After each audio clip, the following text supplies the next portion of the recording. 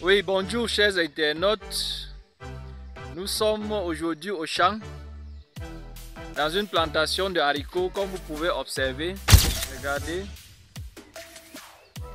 Comme vous pouvez voir, la plantation, elle est dense. Il y a le haricot partout. Voilà.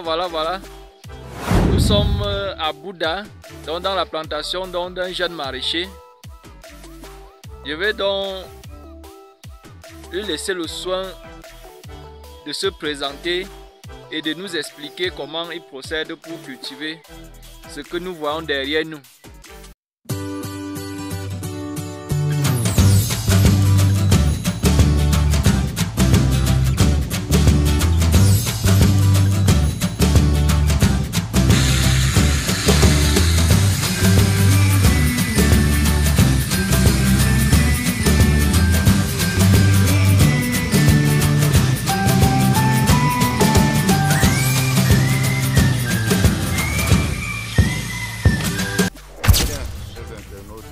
Bonjour, je suis Judah Fauquier Alain Martial, jeune agriculteur résident dans la ville de Bouddha.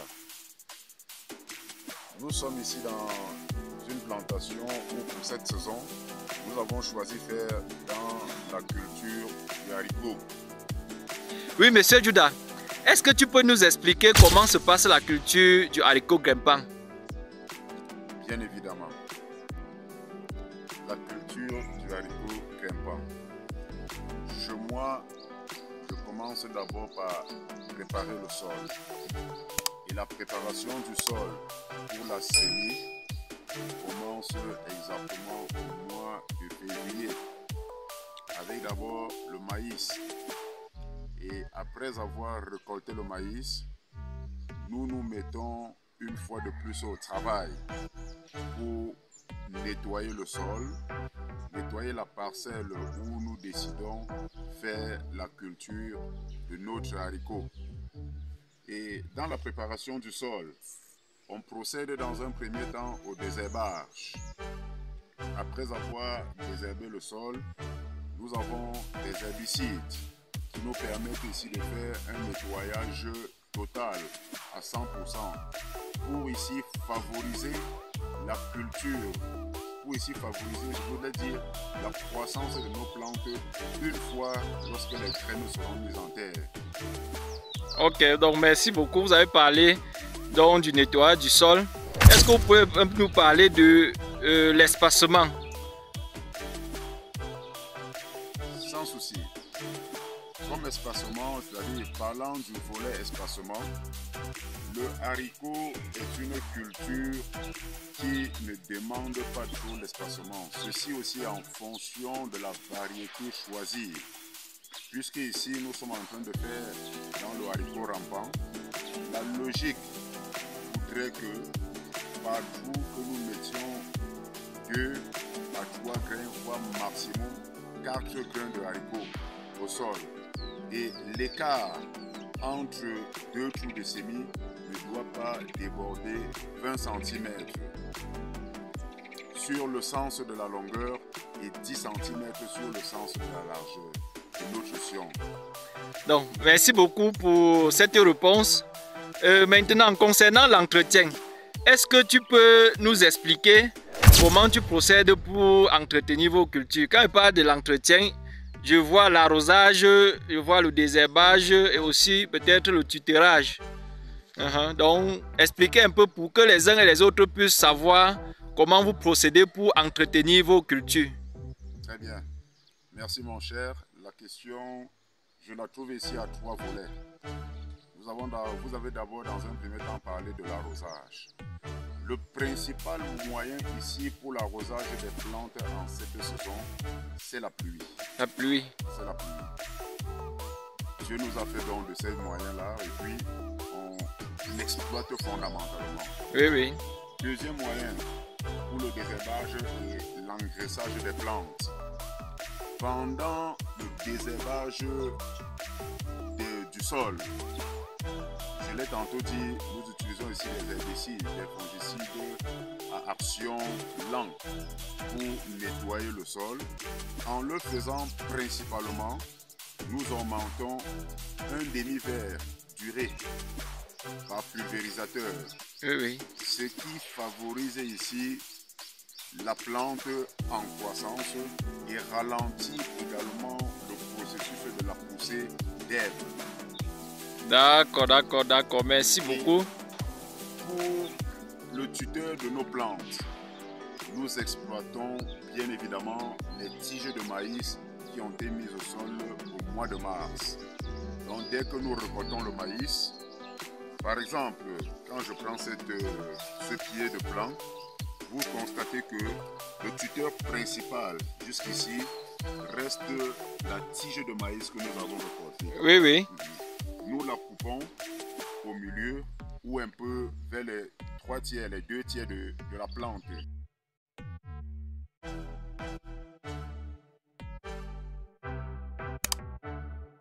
Donc maintenant, concernant le volet récolte, combien de temps dure le haricot grimpant au sol?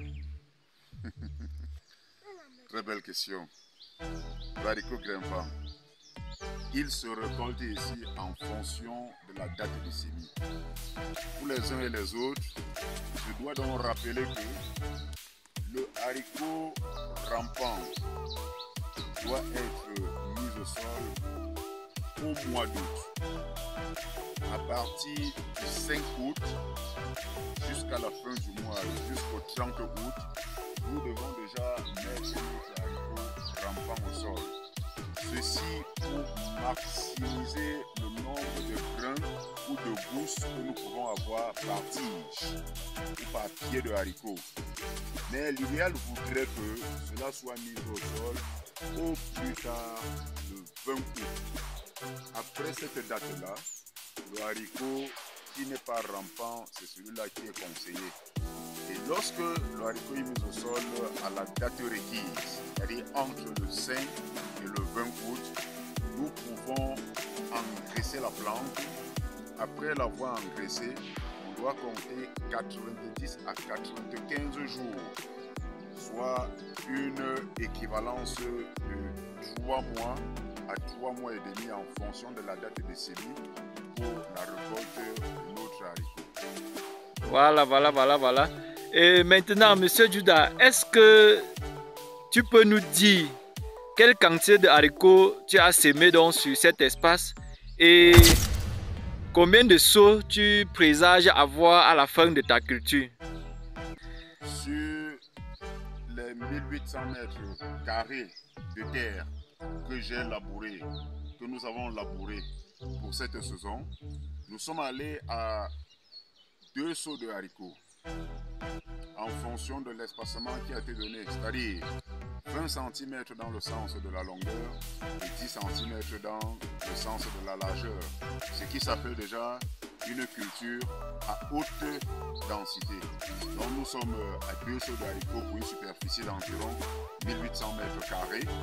Et l'estimation de la récolte, telle que nous sommes en train de voir la floraison, telle que nous sommes également en train de voir les gousses qui sont déjà en train d'apparaître, si Dieu bénit et fait le reste du travail, je suis en train d'estimer avoir fait une récolte moyenne pour 2 seaux de haricots mis au sol. Ceci peut nous donner une vingtaine de seaux. Donc sur les 2 seaux semés, vous attendez jusqu'à 20 seaux de haricots. Une moyenne de 20 seaux, je le dis. Voilà. Chers internautes, vous comprenez bien que sur des petits espaces ou encore sur des micro-fermes, on peut parvenir à faire donc de grandes choses. Donc, Monsieur Judah, à quel but cultivez-vous le haricot grimpant? Aïe, mon cher, vous savez qu'ici en Afrique, nous avons d'abord le problème de famine. La culture de ce haricot, dans un premier temps, c'est pour la consommation familiale. Nous devons réduire le taux de famine en famille. Voilà l'objectif principal. Et si nous avons quand même des petits soucis, notamment il faut payer la pension des enfants, il faut scolariser les enfants, il faut assurer la santé des enfants. Si tout ne va pas bien en famille, 1 ou 2 seaux de haricots pourraient certainement nous permettre de rehausser un peu le niveau de vie familiale. Pendant la consommation, on envoie aussi 1 ou 2 seaux sur le marché pour essayer de compléter non seulement la ration alimentaire, mais aussi de suivre les petits bateaux que le Seigneur nous accorde. Voilà, merci beaucoup pour la réponse. Je pense que cette réponse va inspirer plus d'une personne. Maintenant, Monsieur Judah, donc c'est la dernière question que m'avait comme ça vous poser. Quelle perspective vous avez par exemple pour votre culture de haricots? Est-ce que vous pensez plus tard peut-être, c'est-à-dire étendre votre culture de sorte que vous puissiez aller vers les hectares, cultiver des hectares de haricots grimpants, encore rendre cela à l'échelle industrielle? Est-ce que vous pensez à cela? Ça, c'est mon rêve le plus cher. Mon rêve le plus cher, parce que depuis tout petit, j'ai toujours aimé le domaine de l'agronomie. Donc, je suis aujourd'hui en train de travailler sur une superficie d'environ 1800 mètres carrés.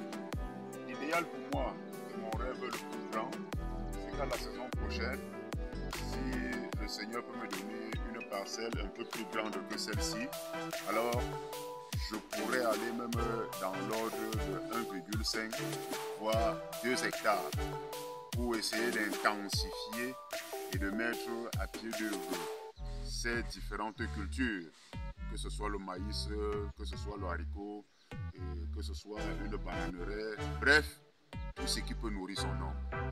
Voilà, merci beaucoup. Maintenant, une question juste, disons, bonus. Quel conseil, par exemple, vous pouvez donner aux jeunes donc, qui désirent, par exemple, se lancer aussi dans la culture du haricot grimpant? Voilà la question que moi-même j'attendais. Le bon conseil, l'unique conseil que je donne à la jeunesse camerounaise, à la jeunesse africaine et à tous les jeunes du monde entier, c'est de travailler. Vous savez, l'homme, c'est un biman. Et qui dit biman, c'est celui-là qui doit être en mesure de fouiller sa terre avec les 2 mains et les 10 doigts pour pouvoir trouver de quoi manger. Donc, la jeunesse doit quitter le monde de loisirs et se mettre au travail. Allons au champ. En faisant le champ, on ne perd pas. Quand j'arrive par exemple ici, il y a un régime de bananes, je récolte. Il y a un régime de plantains, je récolte. Et on ne peut récolter que ce qu'on a semé. Donc les jeunes doivent aller au champ, les jeunes doivent travailler, les jeunes doivent éviter le monde du tabagisme et s'occuper utile. Allons au champ, chers jeunes. Suivez-moi, suivez l'équipe, suivez-nous et le meilleur restera à venir.